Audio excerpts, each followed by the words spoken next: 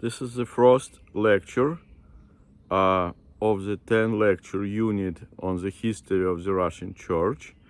In the previous 3 lectures, we talked about the foundation of the Russian Church by the Byzantine Church. Russian Church became a metropolitanate of the Byzantine Church.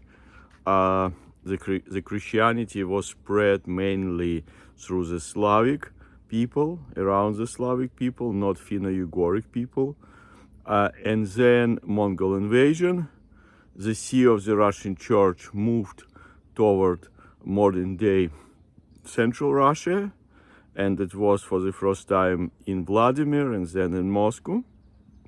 Then liberation from the Mongol yoke at the end of the 15th century, and the state gradually started to encroach on the church, taking its lands, and also starting to be more involved in selection of metropolitans, because the Russian Church now didn't have this diplomatic immunity as it used to have when the Russian metropolitans were the Byzantines.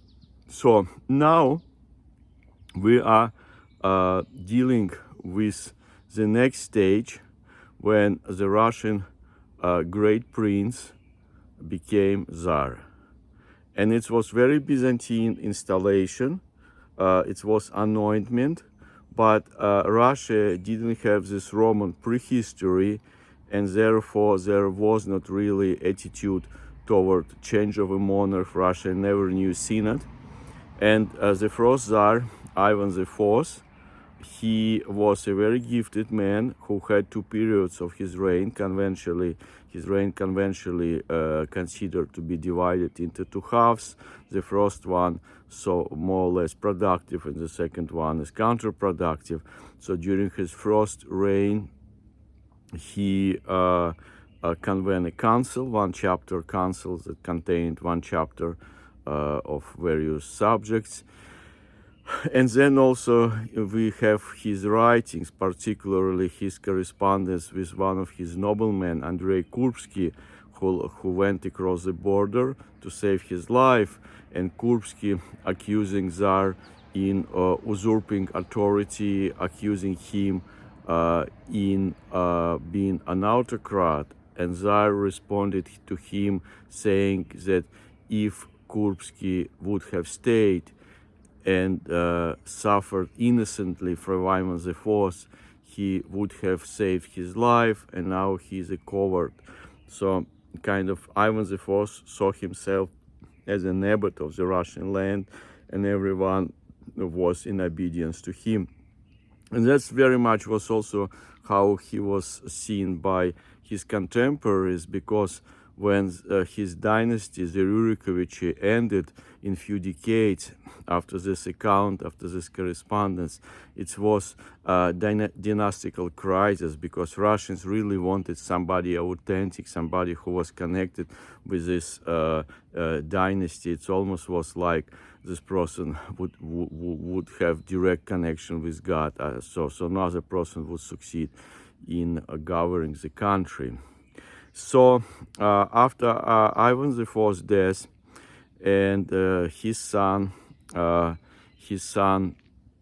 Fyodor died at the end of the 16th century.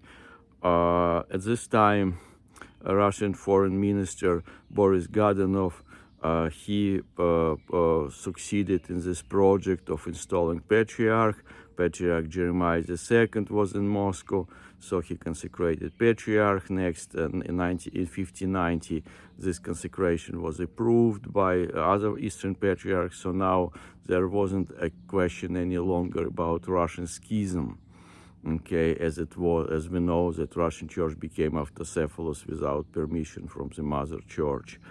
So time of troubles, to some extent, demonstrated this willingness of boyars to have the arrangement similar to the Polish one, where the parliament actually controlled the king, but it didn't work out because Polish intervention was spread around Russia. It mobilized Russians who felt very patriotic about pushing away invaders, and as a result, in 1613, the new dynasty was elected, and this was the Romanovs. One of the Romanov was Metropolitan. He became Patriarch, and his son Michael became the first Romanovs Tsar. And Russia lived through a period of stabilization. In 1620, there was change of practice of the reception into the into the Orthodox Church. All Westerners and all of those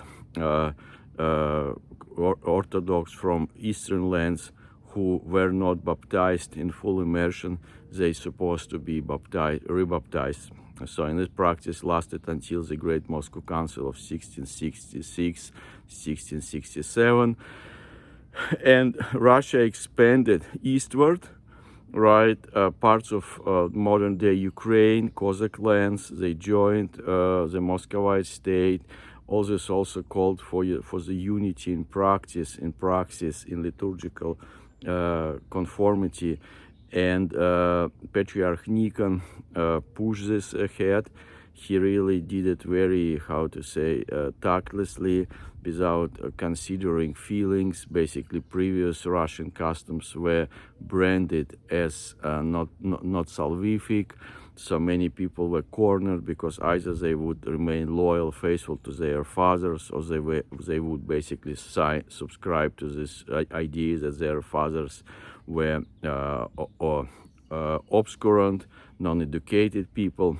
So, and thus how all believer schism came into being, which exists until today, which is divided into priestless and those who recognize priesthood. Priestless, they refuse to recognize validity of priesthood in the Russian Church. They became a lay movement, congregationalist movement, and so on. And the other tract would acquire priests from the Russian Church. So that's very important. Basically, developments that we need to be aware of at the end of the 17th century, or the second half of the 17th century, that was happening during Tsar Michael's son, Tsar Alexis. So, but positive takeaways from this, that role of education became very unambiguous, because you couldn't really publish books without having scholars, people who would say, no, this book is ancient, it's old, but this is really not accurate. There is some mistake made by scribes, there is some mistake which is theological. So since Patriarch Nikon, the value of education became unchallenged, and also a necessity to be in touch with the rest of Orthodox Christendom. Thank you very much for your attention. So we'll talk to you soon. Bye-bye.